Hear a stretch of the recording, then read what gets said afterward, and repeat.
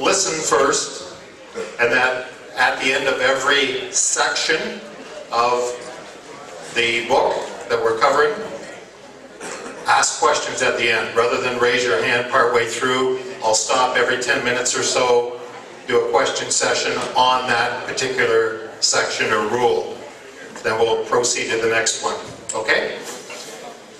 So hopefully everybody got a chance to pick up one of the 2014 rule books as you came in. If you didn't, they are available at the back of the room. A lot of the information, sorry, I don't like this microphone. A lot of the information is the same as last year. We'd like to thank and welcome our sponsors back, returning sponsors, Messenger Freight Systems, who are sponsoring our 2014 Super Series once again, and R&L Racing and all the rest of our sponsors. Thank you for your continued support of the track. Some of the dates have changed, of course, for the Super Series. We'll get into that in a few minutes. If you have the book in front of you, everybody have one of these or no? I don't see too many people with the actual book. No? I'll get into what's new for 2014 as listed. Messenger Freight System back once again as the sponsor of our bracket series and our Sinister 16. We will be having our own track ambulance at some point in time this year. It will still be manned by the people from St. John Ambulance, but it'll be track owned. The NHRA Provincial Championship race will be held at St. Thomas Raceway Park in September. Is that correct, Jay?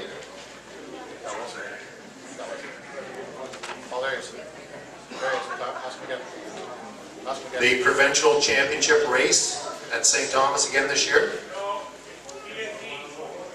Okay. It says it's at our track in the book, so that's wrong. We will also be hosting a National Dragster Challenge and Secret Outlaw No Bar Bike Club. We're going to have our first annual swap meet on Sunday, June the 4th at the track.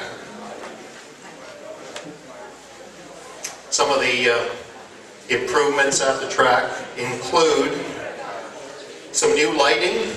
There will be better lighting along the return road, pit area, scoreboard upgrades, sound system improvements, grandstand repairs, and of course the concrete guardrails that we've been talking about and working on some of the holes, cracks in the track.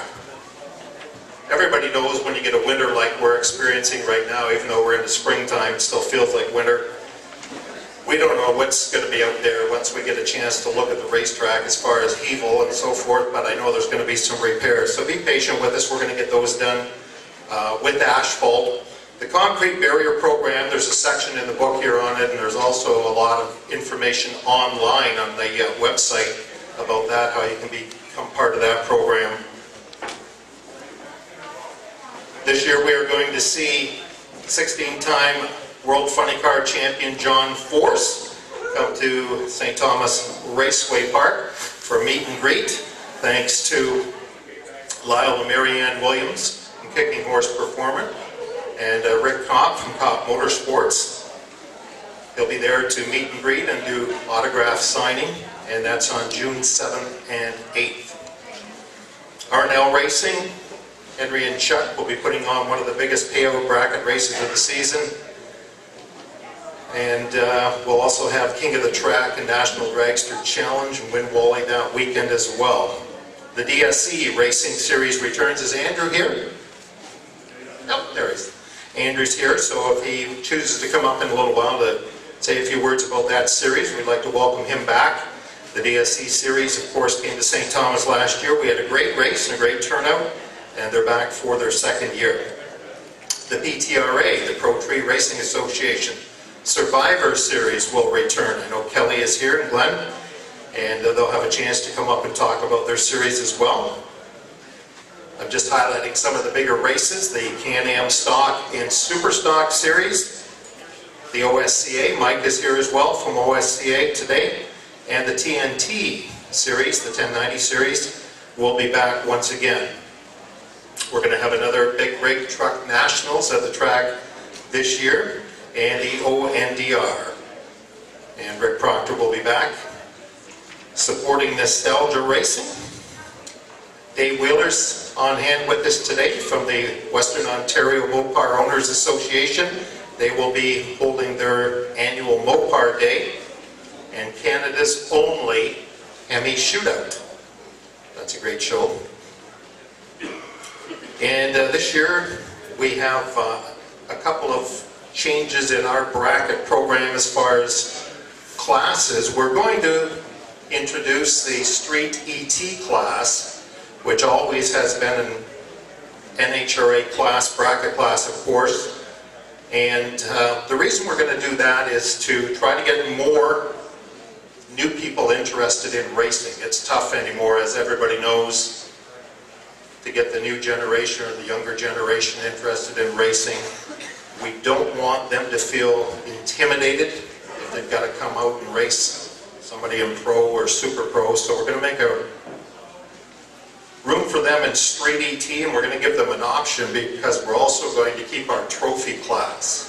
We'll get into the rules on both those and the differences there in just a few minutes, but there will be a Street ET class, which will be quarter mile, and there will be a trophy class again, which will be quarter mile. We're going to have the Hot Rod Reunion back again on September 6th, brought to you by London Major Appliances.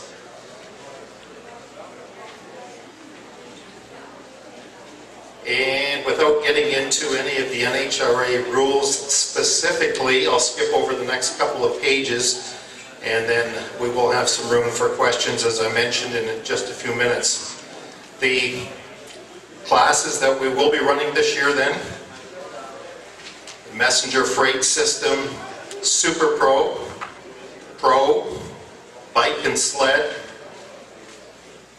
Street ET, Trophy Class, Junior Dragster. The track will still be running a test and tune on non-points days, and they'll be running a Throttle Fest Saturday night, which is basically a test and tune in conjunction or at the end of our race on Saturdays. Our Sinister 16 program, brought to you by Messenger Freight Systems, becomes a points series this year as well. Registrations for Sinister 16 are available at the back of the room, and just as they are for other classes. Sinister 16 will be a $50 registration, $100 per race to enter, and the payouts are in here, and we'll get into those in a few minutes. We hope to add sponsors to the Sinister 16 program so that we can have larger payouts per race and more for the champions at the end of the year. Okay, any questions so far? Good. I'm going to talk specifically now about our classes, starting with Super Pro. Keep in mind, once again, racers, that anyone that runs an elapsed time of 6:39 or quicker, that's the equivalent of 9:99 quarter mile, you are required to have an NHRA competition license. 6:30. 6:39 for 9:99. So 6:30. If you don't have a competition license, we will help you get it. We can sign, we can witness your runs, we can give you the forms, do everything possible to get it. It's certainly worth it. It gives you the ability to go and race at any NHRA track as well as IHRA tracks. They will accept your NHRA license. Super Pro class this year, 1/8 mile, once again. Delay boxes are allowed. Trans brakes and two-steps are allowed. Air electric shifters are allowed. Line locks allowed. Data recorders allowed. Throttle stops are allowed. And bikes that are running with slicks and a delay box can enter the Super Pro class. So we don't have too many out there, but potentially you could have a bike with a slick on it and a delay box. They have a choice. They can run in bike and sled class where the boxes are allowed, but if they choose, they can also enter in Super Pro. One thing that is new this year for Super Pro, we're not allowing any street tires. It hasn't really been a problem in the past, but if we had a really fast street car, and I can think of one or two that come out occasionally on DOT tires that run 9-second quarter-mile runs, well, you know, we don't really want them in Super Pro, so we're going to make room for them, and that's why we've got the street and the trophy classes. So street tires will not be allowed rather in Super Pro. Any questions on Super Pro?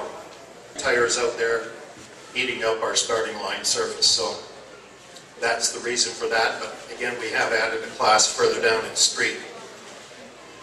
Any other question on Super Pro?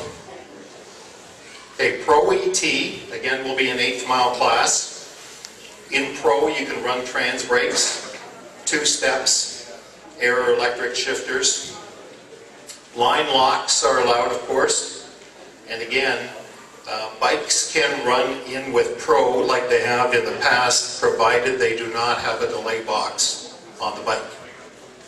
So technically, a slick-tired bike without a delay box could fit into Pro, and it could also fit into bike or sled class. In Pro ET, there will be no delay boxes allowed, no throttle stops allowed, no electronic launch controls, and no street tires.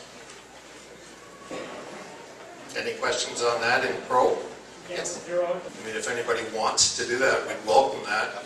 Take the box right out of the car, but if that's impossible to do, then obviously tape it over, Bill. Yeah, a lot of guys do that. No box in the car, you can run. We will probably have a foot brake class. Do you remember, like, we did the Bend a few years? It will be a quarter-mile class, primarily because they will be running on street tires. So you get your guys driving in, whether it's an import car, or late model Mustang, Camaro, whatever. We want to give them a place to race. So if they want to race for money, they can go in the street class. If they want to race for trophy, and they're on street tires, running through the exhaust, they can go in trophy class. We're going to give them a choice. Street tire class, no slicks allowed. It will be quarter miles, I mentioned, with cash payouts. No electronics. The only electronic that would be allowed in street ET would be a line lock on a stick shift car. And that also means that bikes, a lot of street bikes out there and street tires with no electronics would be allowed to run in street, just like they could fit into bike and sled as well. Now, street ET, I don't think we're going to be too fussy on exhaust on that. Even though it's a street tire class, if a guy's got headers on his car and he wants to bring to the track and open the headers, street ET I think will allow open headers. A trophy class will be closed exhaust. Okay, so that'll be the deciding factor for us in tech. If somebody comes in with open exhaust, but he doesn't have slicks, he'll fit into street. If he's running through the mufflers, it'll be trophy. So let's cover the trophy class next. As I mentioned to Kelly, it must be street legal DOT tires running through the mufflers. We want the exhaust system to extend past the driver's compartment. You see, a lot of street cars will have it dumped in front of the front wheel. That's fine, as long as it's behind the driver's compartment. So you've got mufflers and exhaust coming out either the back end of the vehicle or by the back wheel, as long as it's behind the driver. All cars and trucks that fit into the trophy class must have a functional factory-installed seat belt or aftermarket belts that will pass tech inspection. Believe it or not, occasionally we get somebody come in that has build an old hot rod and it'll have no belt in it at all. We had one last year, and we're just asking them to put a belt in. Okay? So at tech, we would say to that person, sorry, you need to get a belt in. If it's an old 32 Ford coupe, then they build up, they need at least a lap belt. We're going to recommend aftermarket belts, of course. But for trophy class, you must have seat belt or harness. Bikes would be allowed to run in trophy class if they want to race for trophy. Again, trophy class is just a trophy class, no money involved. Street has cash, trophy has trophy. It is a quarter-mile class as well. Any questions on trophy or street?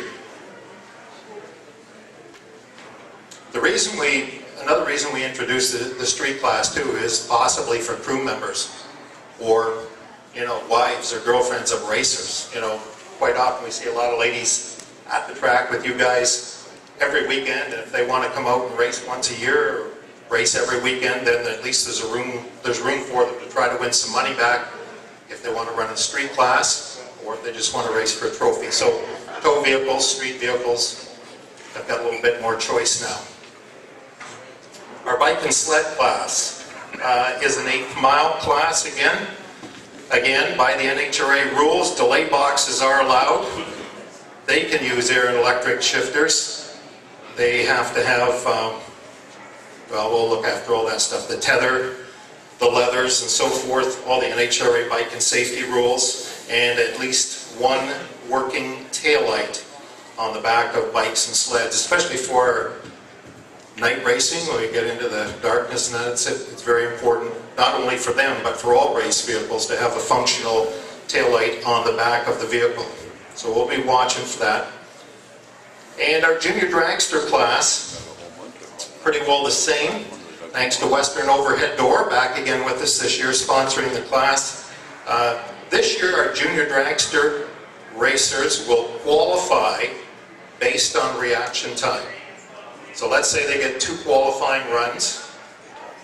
Rather than qualify them on their elapsed time, it's going to be on reaction time.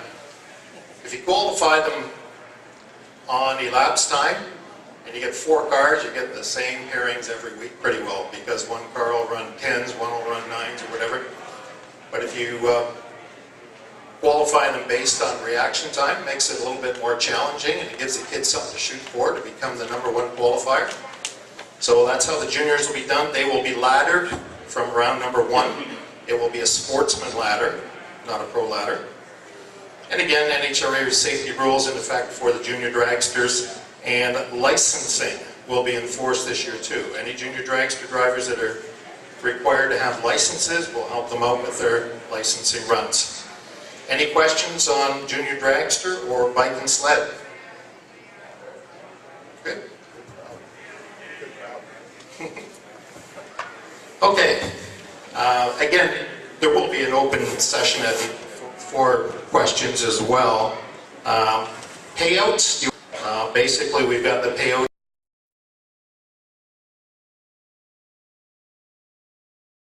for Super Pro and Pro. They are the same based on your entry fee. $65 gives you the tech card and your admission at the gate for Super Pro and Pro. Payouts start at 17 cars. Again, this is in the Messenger Freight Points system, starting at 17 and going up from there. So potentially we've got 1,000 to win at 71 to 80 cars. Bike and sled payouts starting at 4 to 6, and the street payouts start at 5 to 6 cars. The street ET, because it is a new class, if we get less than 5 cars in street ET, we will probably put them into trophy class or ask them to run in trophy. We'd like to see the street class start to grow, and for some people that come out every week and run in the trophy class, and we've got some regulars, now they've got a chance to race for some cash to win some money back as well, if they choose to. Junior dragster payouts, trophies, beginning right from one car, I guess, right up to 8, and that's, again, thanks to our junior dragster sponsor, Western Overhead Door. Todd's here today, somewhere, right here in the front row. Any questions on the payouts? I know you guys probably want to analyze them, look them over, whatever, but any questions on the payouts? Oh, Lyle's got one. Lyle. Lyle? Oh, did you want? I forget. Right. How do you do? Again, we try to be fair with payouts and just pay as much back as we can and keep the place open. There will be buybacks again this year. First round buybacks for all our point series races. But there has been a change in the points system. And Brandon, are you around? Here's Brandon. You're right. The last year, the way we did our point system, we tried it last year. You remember I said that we were going to, if you won a round of racing, you've got a point. So if you lost in the first round, you bought back. You didn't get your point for the first round, but you bought back, and if you won the second round, your points could still be earned. Well, that's changed. We're going to go back to winners only gain points. Once you lose, even if you buy back, there's no points. Is that correct? Yeah. That's how we're doing that? Okay. Buyback amounts will be as listed in the book. If you have the book there, it's $20 for Super Pro and Pro as before. Bike and sled, $20. Street class, $20. Trophy class is a $10 buyback. And junior dragster is a $10 buyback. Now the points are broken down. You get 5 points for purchasing a tech card. So you come in the gate, buy your tech card, you get 5 points. First round winners get 10 points. That will continue on 10 points per round if you continue to win. And the class winner in Super Pro, class winner in Pro, class winner in Street will get a 5-point bonus at the end of the day. So basically it's 10 points per round win, 5-point bonus at the end of the day. Any questions on that? Co-drivers are allowed. Again, of course, I'm not sure if we got it in the book or not. Maybe not, but co-drivers are allowed. If you've got a team you want to have co-drivers, that's an option. If he chooses to do that, that's fine. But I think we're probably going to go more the route of having a runoff for a gold card at the end of the season. We didn't finalize that, so I'm not sure. But we can let everybody know. Because up till now, it's Super Pro and Pro. Okay. So that would probably continue. Not knowing, like looking at history, last year we didn't have a street class. Looking at our bike class was very weak. no, I was just wondering about the king of the track, Larry, basically. Yeah, King of the Track will be, yeah. And again, there's Wally's, and that's on Rothelson's weekend. Bracket race number 4 in the Messenger Crate Series, which is July 13th. So in other words, if you haven't joined the points by the 13th of July, that would be the last date that you could register for the points. And at that date, you're only accumulating points from the time you join up. It's not retroactive back to the first of the season. If a guy runs race 1, 2, and 3 and doesn't join the points and joins prior to race 4, he gets points for that day. Co-drivers, the same way. You can add a co-driver up until July 13th. After July 13th, no co-drivers. Okay? There's a reason for that. We won't get into that, but there is a reason. The concrete barrier program, if you have the book, there's a full page in there. It's also covered on our website as well. Since Jay introduced this idea, it's seen some growing support, so we thank everybody for your contributions or dedication or so far, and we want to see it continue to grow. So again, our plan is to try to replace the Armco barriers or the guardrail with concrete barriers that will be done throughout the season. So we may install some early in the season and then still have the guardrail for the rest of the way down, or we'll try to do as much as we can. The breakdown for the concrete barriers, anyone, you don't have to be a business, anyone can sponsor a section of 13 feet of concrete barrier for $200. That's a one-time charge. You know, you can say that's yours or whatever. You know, you can go and sit on that concrete barrier at the end of the day all night long if you want. That's yours. For businesses, there's a gold sponsorship. This is not something that NHRA or the insurance company is imposing on this. This is our choice to do this. You can go to Michigan, to Stanton, Michigan, and you'll still see Armco barrier like we have at the racetrack, and they're running NHRA divisional points races at that track. So it's something we are choosing to do so that we can get the barriers in and then take a look at improving the racing surface in the future, whether it be asphalt or concrete. The whole idea is to try to get some of the quicker car programs involved with the racing, with the racetrack in the future. Okay, so that's the purpose of the concrete barriers. Any questions on that? If you've got any specific questions about getting involved in that, if you want to do a section or whatever, you can talk to Jay or Michelle. I had covered some of the special events before. The Messenger Freight System points, or Super Series points program begins on May the 10th, which is a Saturday.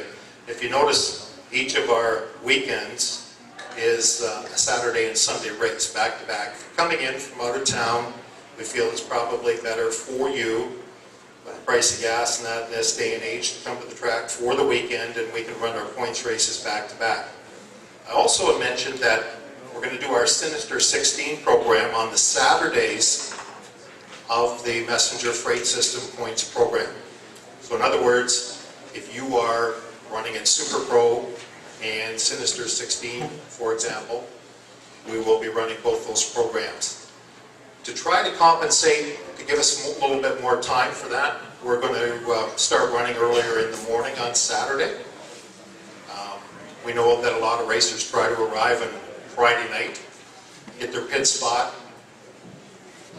But if you do arrive on Saturday morning, our plan is to do at least 2 time trials like we normally do, and sometimes 3. But probably 9:30 is what I'd like to be calling cars to the lanes at 9:30 on Saturday morning. So that'll give us enough time to check the cars in and get the first class up there. We'll be doing our run order to try to accommodate as many people as possible, or everybody, as far as doubling up in 2 classes. So whether you're running in Super Pro and Pro, or whether you're running in Super Pro and Sinister 16, or whether you're running in Bike and Sled and Pro, we will try to make the run order manageable so that everybody has enough time to do what they have to do between rounds and get back up. Okay. The points program, as you can see, runs through from May 10th through till Sunday, September the 7th. So that will be our championship wrap-up for the points system.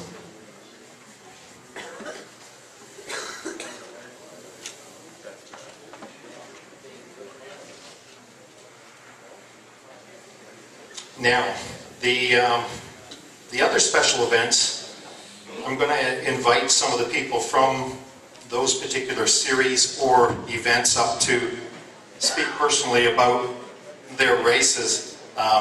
Lyle or Marianne, would you like to come forward and tell us about